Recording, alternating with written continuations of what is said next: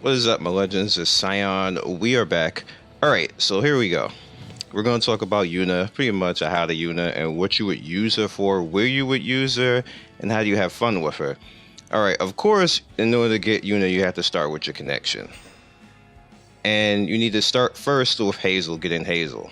Now, Hazel, you need to conquer Abyss 20. You need to pray to the goddess statue 80 times, which is pretty easy. It pretty much is wherever you see them in the field, where it's the blue statue or the green statue, so that's not that hard. But as you can see right here, I haven't even done the third one. I've gotten her in the summon. But you want to eliminate magical test subjects, so you would just hit the go. And any of the enemies that are either the blue, black, or red looking, I guess you call them like brooms or something like that. In the world that you see, you just take them down. You see, I've only taken down 206, but then you can get her, and then, get her out there relatively easy. It's not hard at all. Now, when you go down to Yuna, it doesn't look like it's hard. However, there's two things that are annoying, and I'll point them out. First, this isn't annoying. Getting her friendship up to level 3 is relatively easy. All you need to do is go to world 1-5 and then spam your way through that instance. In order to spam your way through the instance, all you have to do is complete the instance one time, and then once you complete it, go back into the instance and teleport all the way to the end of it, and then just leave. You can do that over and over again for like 20 minutes, and then you get her friendship up to level 3 relatively easy. Unless you happen to be using her as a attack healer, then you'll probably have her friendship up around level 3 already anyway. But if you don't, just do that, then you'll be fine. Now, the Ultra Fangs. The Ultra Fangs are not actually hard to do, and there's certain things within the world that you can actually get them. Majority of the time, the game will help you along the way with side stories. Now, in side stories, let's go in. Side stories offer areas that you need to spam out for various reasons, and sometimes in these areas they will offer up items that can help you out. Now you can see you have these awakening items right here, relatively good. But if you go into region info, go to monster. And this happens with majority of the world maps. You see that we have enemies, and this is the world side of the side story, by the way. You see we have enemies that drop the fangs, and as you see here, the fangs and the ultra fangs, which you need both of those. You can find areas that you can get to drop them. Now, before, it used to be that we couldn't actually get this in the pit stages or the step stages, but now we can. And awakening items actually drop, or catalysts rather, they actually drop easier in these particular stages. You're always going to notice them right here in side story. They're going to have these steps on them, but we call them pit stages, just for the jail pit right here. But either pit or step stages, they drop these items faster because it just puts you in a directed fight over and over again with these monsters in a quick succession, and it's very quick to actually get the drops and then get out, which makes it faster to actually drop. So if you need to farm those, that makes it easier to farm them, as long as it's in those particular stages. Happen to be right now that this is still up for another 7 days, so take complete advantage of that. Now the next one, which is the most painful of them all, and trust me, because I actually did this on stream and it was hella painful, is the Blazing Soul Catalyst. The Blazing Soul Catalyst only drops from world map 49, and it's the stupid ass Banshee. So let's go there. 49, and it only drops from this, which is extremely painful. As you can see right here, there it is. This is also the soul that you need and Lorenia's awakening, but I ain't even trying to come close to doing that. But you need to do this, and you will probably need to do this a whole week's worth of time. You will notice how many catalysts I have for this right now. There's a lot of catalysts, actually. These are all rare drops too, and I have a lot of them. I have less of these because I actually used a few of them for something I'm forgetting right now, but You see, this is a lot to have of this right now because that's how much I was here.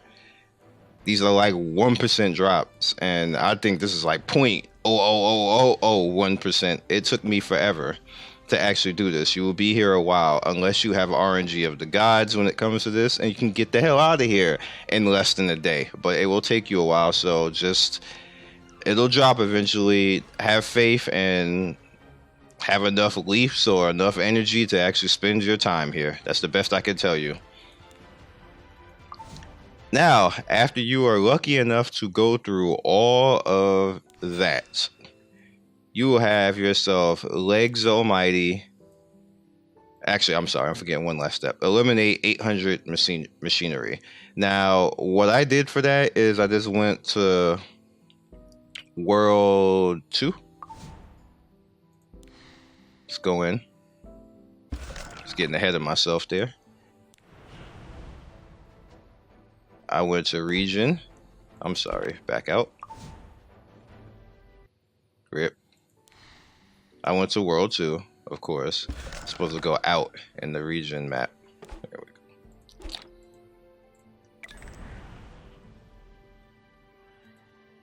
World 2. And you'll notice in your region info, monsters. And you will notice these monsters up here. What you could do is, me personally, I went after the monsters at 2.8 and 2.9 because they also dropped other things that I particularly needed. Let's go to the higher difficulty, actually. So I went to 2.9, and I also leveled up my food, aka father here. But you see, we have plenty of mechanical monsters here, but we also have the student ID, which you will need. We also have like the special loop. We have the dream time circuit, and we have the path of loop. All of these you will need for awakenings and other characters and items of later. And I just went in here, easily farmed this out. Even if you're just fresh, completing 10-10, you should be able to handle this no problem. It's not going to stress you out too much, and Hazel isn't that much of a problem as well. So you just spam that out until you complete all of your monsters. I mean, all of your machines, taking them out. Okay. Yeah, bye. I don't need to see that. Anyway, so now you have Yuna, which you see now. Her and Saz are now who farm for me now. Because both of them AoE, and Yuna basically gives a buff. But we're going to talk about that in a second. You now have her, Miss Sexy herself, and probably ultimate waifu in this game. Well, she probably top 3. It's probably actually, yeah, she's probably top 3, if that. Just because she's basically a high school girl. Legs almighty, like I was starting to say before, and just a cutie overall. And her voice acting is not that bad either, so you have that. Alright, skill number 1 is homing laser. Attacks all enemies with a drone, increasing caster's combat readiness by 6% per target. When there is less than 3 enemies, damage dealt is increased with fewer enemies. Now, the cool thing about this is that this will adjust to how many enemies are out there. If it's a lot of enemies out there, it won't do so much damage AoE wise, which may hurt you a little bit, but you want to go with a good crit build on Yuna as best as possible, and you want to go on speed because her second skill is called Upgrade. Buffs all allies with a drone and increase attack and speed. You will not have attack and speed until you actually awaken this particular item in her tree, which is right here. At first it's attack, but then it turns into speed right there. Then you'll be good to go. And I just need to awaken her more. But I'm only one short of that, and I'll be able to do that. The next one, however, is going to be a problem because I do not have any more Ultra Fangs. Sad day. Anyway, third skill, Meteor Cannon. This can only be used when you have 3 souls to actually put out there. So it's not like you can nuke first round with that unless you actually have a card on her that will give you some type of souls and somebody else attacks before her. Which in most cases, no, because you want her to be the one the first to attack, because then she'll use upgrade on everybody, which gives everybody increased speed and attack and will help make all your characters attack before the other side.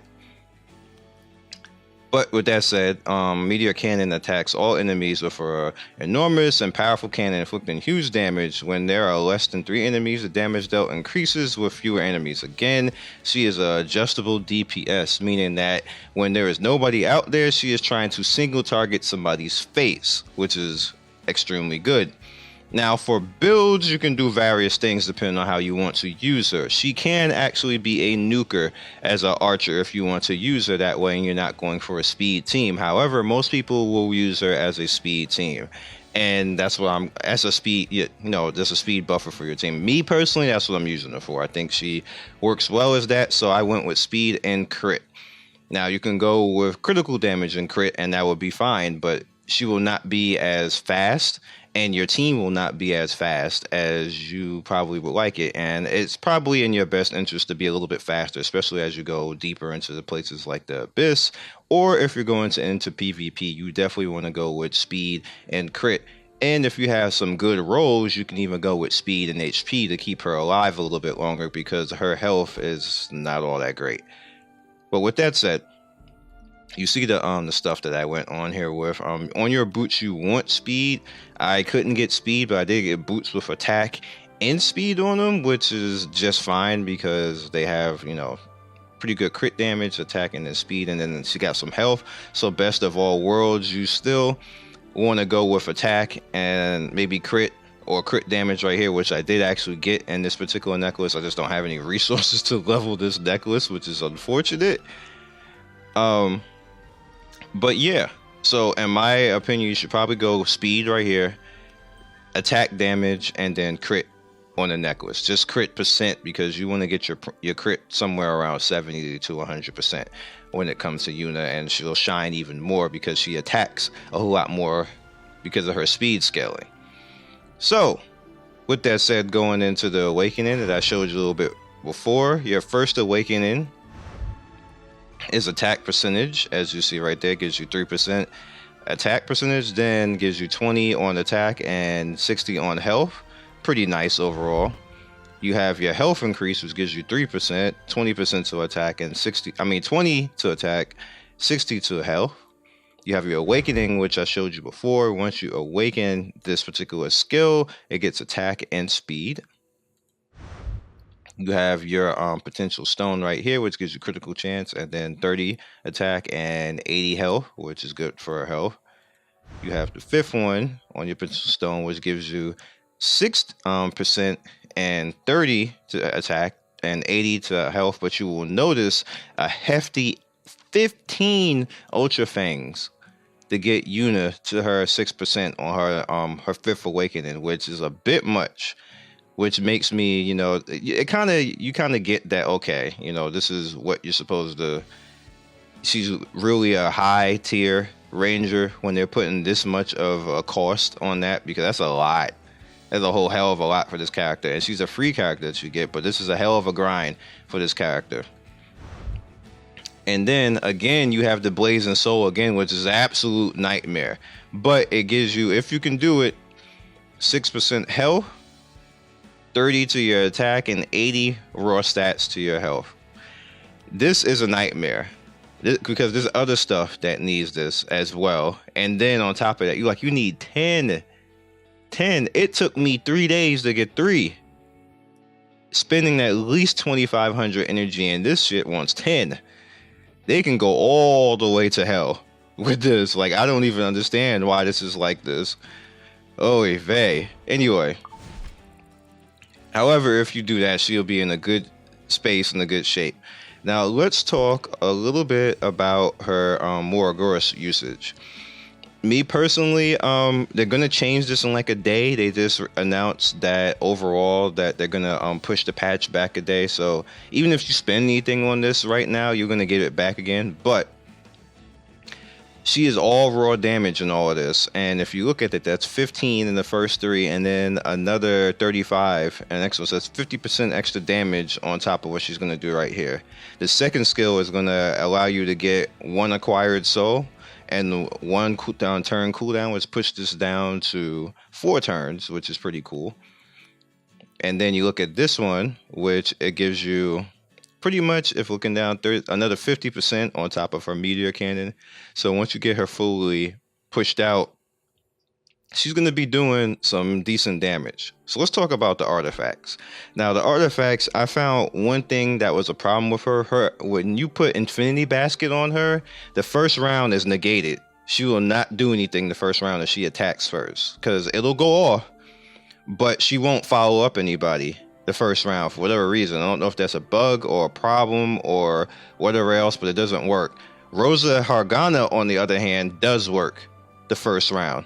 Even it'll proc and it'll show it up, and then it'll proc again and show that she is following up somebody in a dual attack. For some reason, Infinity Basket doesn't work properly with her first round. It'll work all the rounds after that, but not the first round. But Rosa does work first round. So I changed Infinity Basket out for this because I need her to work the first round as well. You know, her overall, she doesn't really debuff, but to get her faster for the following rounds is just key, because you just want to keep getting her speed out there like that. So Rosa does a really good job. You also notice that we have Shooting Star, which is interesting. However, Shooting Star does not work because she doesn't have a single attack, which is unfortunate. And I thought it would, but then, you know, I was looking, and the chat was like, no, it doesn't. She don't have a single attack. And I looked at her attack, so she doesn't have a single attack. So that kind of hurts for her. This is more good or better for Isaria. Sasha Stains, I believe this is probably going to get nerfed in the future, so it still works. So right now, you probably got like a day to use it, and it be OP. And you can, yeah, just have fun with that. And that's it for my artifacts right now. But in a sense, I think probably Rosa and Sasha work the best with her. Sasha especially, because you just increase your speed like double, because she increases the speed the first round off of what she does, and if anybody dies, then she's going to increase the speed again. So you're going to have a fast ass team for the Abyss in PvP. So of course we talked about all this, we at least got to show it. I actually need to go in and do one more, so I guess I will show it that way. Happens to be that it is Frost today. We only need this. Let's go in here. She's not the best in gear. We'll use the intended base guard that I did not get to use before, and I'm probably not gonna get to use because I can't put DNA and Yuna together. And you will notice in concept, there's Rosa. Were you waiting? And I love her voice acting. You beautiful beings. Now the unfortunate thing and all of this is that those two buffs don't work together. So all that just happened right now is that, you know, Danny just basically replaced her speed buff.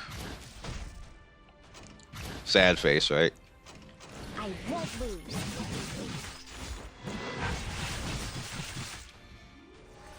Actually, I'm sorry. DNA replaced her other side of her buff. The speed stays.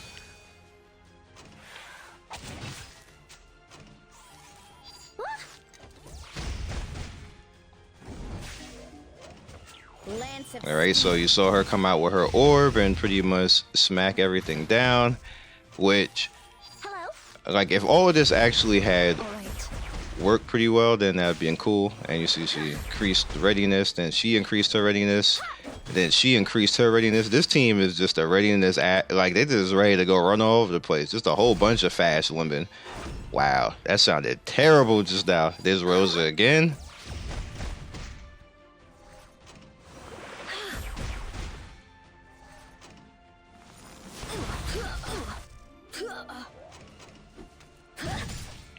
I wish this team would work better, but I just can't put them together.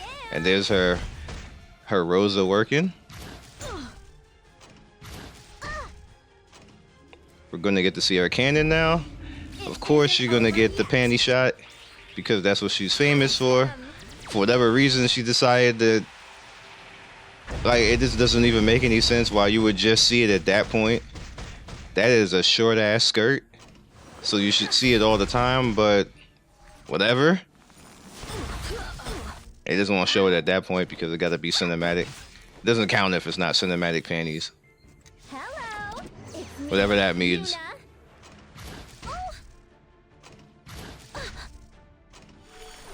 Let's see, she's basically gonna come in. Now she's gonna replace the attack side of it, but if you notice, we still have the speed. So you pretty much have like buffs for days right now. You got the attack, the defense, and the speed at the same time, which is cool. To make, you know, Rainier do stuff like that. Then she's gonna come out with her barrier and heal with her rod.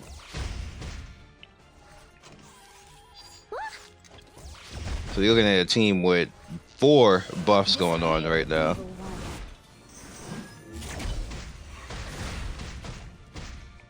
I like the PvP with this team. However, I'm in Challenger and they're not properly geared for that. Like, they get smashed in Challenger right now because I'm facing people with ML characters. Like, you can meme. Yay, I got it. You can meme and take people on, but you're not gonna win like that because she's not fast enough yet. If I had speed boots, I would do it, but yeah, that's not gonna happen in Challenger right now. Like, I'm like just under getting into Challenger 4, and that's just not gonna happen. All right, so now we can go in and awaken. Spush. Loves it. All right, so that pushes her crit up, pushes her attack up, and then now we just have to work on Ultra Fangs, which I'll just do over time to get her attack a bit higher. Pushes her CP up to 28,000 right now, which is actually not that bad considering my whole entire right side is trash, in my opinion. Left side is doing good, but my right side is a little bit trash right now. I gotta work on that. But yeah, so I will catch you guys next video. Hope you enjoyed. It's pretty much how to Yuna. Of course, if I had a few better things to go on her, I would like to get. She's lucky enough to have a T6 going on right now. I would like to get some more things on her. Hopefully, when this raid stuff comes, I can get more speed gear on her and help her out on the right side of her gear so she can be out there. She's definitely going to be on the main squad along with Lorenia. And yeah, and then in PvP as well, will make things easier in PvP because she'll be out there speed hacking and allow my team to go forward and be relative badasses. So we'll see how things go.